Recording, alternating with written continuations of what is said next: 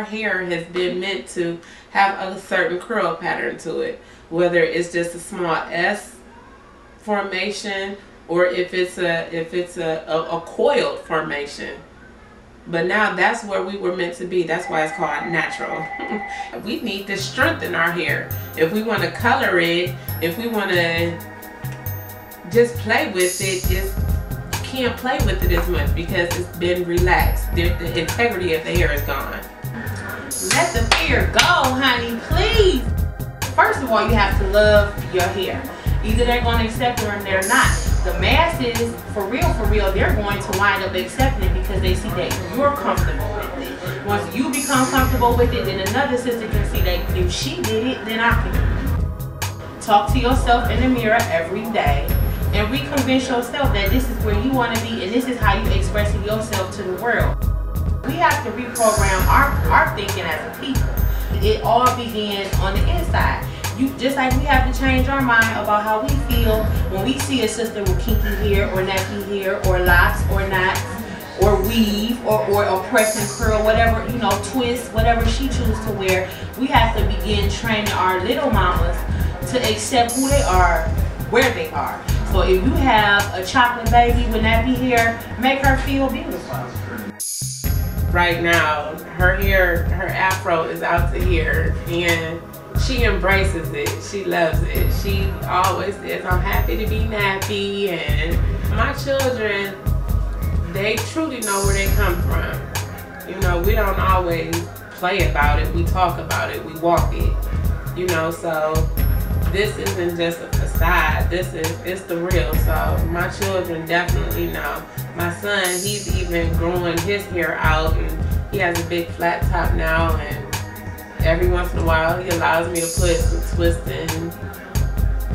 He's contemplating maybe locking it up too. So they love it. They know it's real, and they've never been interested in having anything, you know, false straighteners or anything in their hair.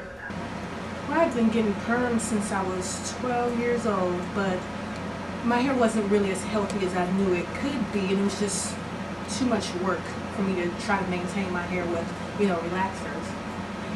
After I had my second child, my hair started thinning at the top, and it just would not, every time I would get a relaxer, it would just thin even more and more.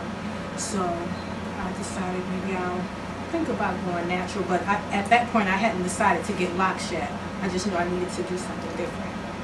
Well, the guys don't use as many corny lines, but they approach me like I suppose a man should approach a lady in a decent way, and it's not like, you know, hey, yo, ma, you know, all that, you know, stuff that sometimes guys do to try to get a woman's attention. But it's just, you know, this is a lady who's about something, and we're not going to waste our time. It's a different kind of crowd. Oh my goodness, they love it. They love women with natural hair, and I think it's because it's a no muss, no fuss type of thing. We can walk in the rain and it's okay, and we're not bothering about it. We wake up in the morning and, you know, I stuck 2 bobby pins in my hair and I feel like I have a hairdo. I didn't have to wait 30 minutes to flat iron each and every strand of my hair to be presentable to come out.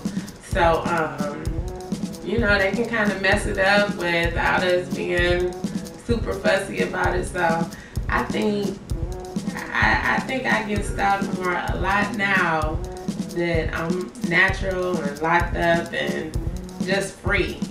I think they see a freer sense about me.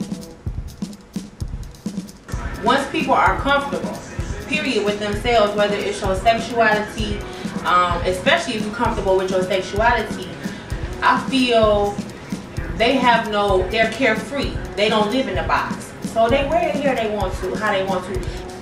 Well, I'm gonna take it this way first. White men love it, okay? I wear this type of hair. I wear hair that looks as if I have hair this long with no relaxer, like I just got a blowout. I get more attention from men in other cultures than I do from black men. With black men, it depends on where I'm at, which part of the U.S. I'm in, and what type of setting. Because you do have a lot of our own people that are still just in the box. They afraid. A lot of men look, but they're not bold enough to come and talk to me. And then once they do come and talk to me, they say, oh, okay, you really cool. I thought you would be hostile or on the defense because you know you got your hair all natural. That is the most asinine comment I've ever heard in my life. They just don't know how to come out and say it. I think sometimes men still have that thing in high school, what are my friends gonna say? Because we have been programmed that silky straight is the right way to be, and it's not for everybody. Cleveland still likes a bunch of weeds.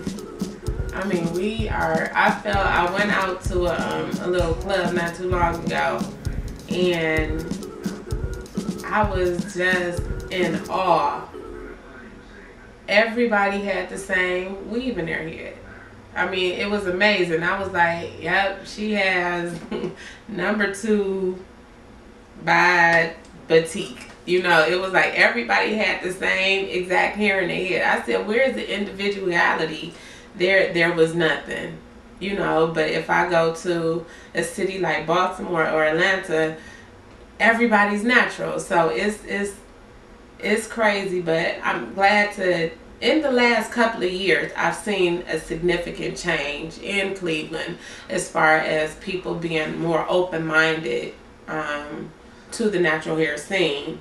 But still, we have a lot of work to do. I feel as if I still have a lot of work to do.